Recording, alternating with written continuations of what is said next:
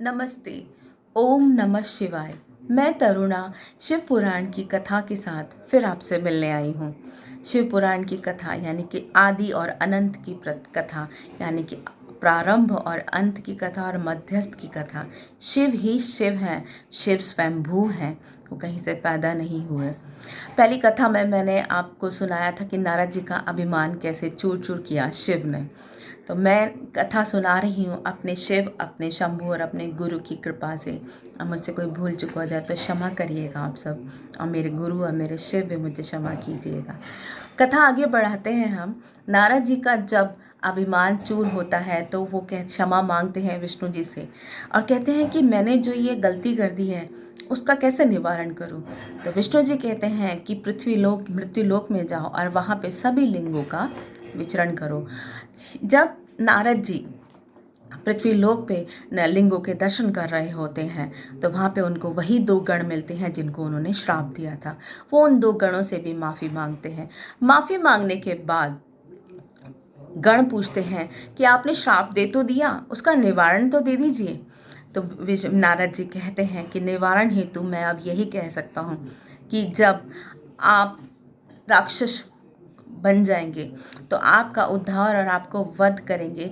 विष्णु रूप में श्री राम आपका वध करेंगे और आपको मुक्त करेंगे इस मृत्यु लोक से और वापस से कैलाश पे जाकर शिवगण बन जाएंगे और क्षमा मांगते हैं। जब क्षमा मांगने के बाद वो जाते हैं, सभी लिंगों का विचरण करने के बाद जाते हैं वो अपने पिता ब्रह्मा जी के पास। अब ब्रह्मा जी से कहते हैं कि मैं कैसे शिव को प्रसन्न कर सकता हूँ, कैसे उनकी शक्ति को प्रसन्न कर सकता हूँ। तो ब्रह्मा जी कहते हैं तुमने बहुत कल्याणकारी और लोककारी प्रश्न करा। आज जब प्रलय आ जाती है तो सब नष्ट हो जाता है, धरती, जल, वायु, ये ग्रह सब जलमग्न हो जाते हैं। सिर्फ एक शक्ति शिव, एक ऊर्जा बचती है लिंग रूपी, वो है सदाशिव, वो है हमारे शंभू।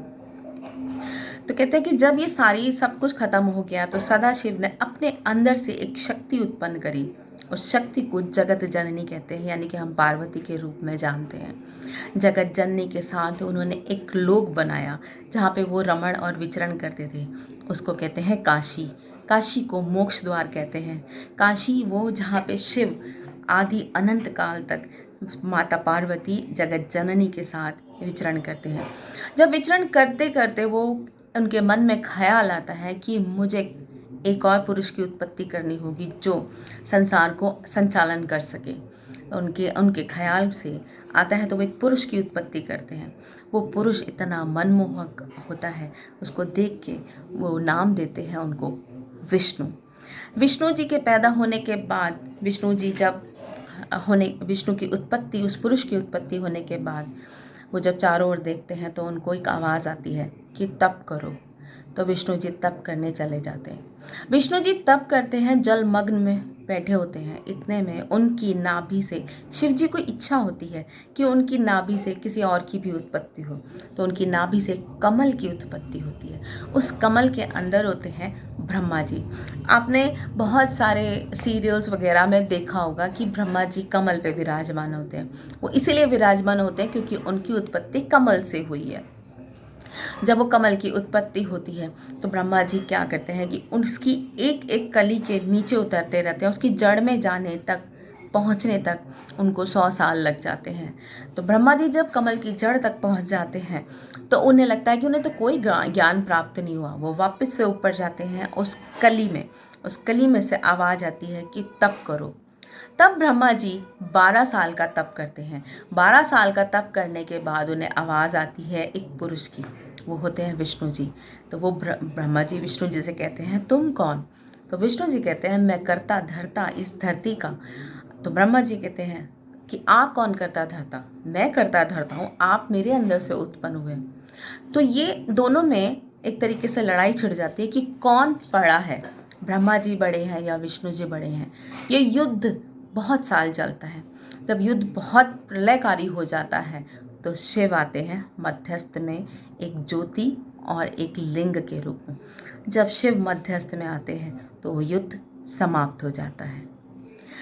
आप ये कथा हम आगे फिर कंटिन्यू करेंगे कल। अभी मैंने आज आपको इस कथा में बताया किस तरह से विष्णु जी की और ब्रह्मा जी की कमल से उत्पत्ति हुई। शिव ही आदि हैं, शिव ही अनंत है, निर्गुण है, पर ब्रह्म है, निर्गुण पर ब्रह्म स्वरूपा, गम गम रूपा, प्रपंच रहिता, निर्गुण पर ब्रह्म स्वरूपा, गम गम रूपा, प्रपंच रहिता, निर्गुण निहित नितांत अनंता, आनंद अतिशय अक्षयलिंग, भू शंभो शिव शंभो स्वयंभू। कल फिर मिलेंगे इसी कथा को आगे बढ़ाते हुए कि कौन श्रेष्ठ है, विष्णु जी श्रेष्ठ, ब्रह्मा जी श्रेष्ठ। इसी श्रेष्ठता के लिए उन्होंने क्या क्या जतन किए, ये हम आपको कल की वीडियो में बताएंगे और शिव पुराण की नई नई कथाओं के साथ आपके साथ मिलेंगे और आप वही पुण्य प्राप्त करेंगे जो आपको शिव पुराण पढ़ने से मिलता है। धन्यवाद। ओम नमः शिवाय का जप करते रहिएगा।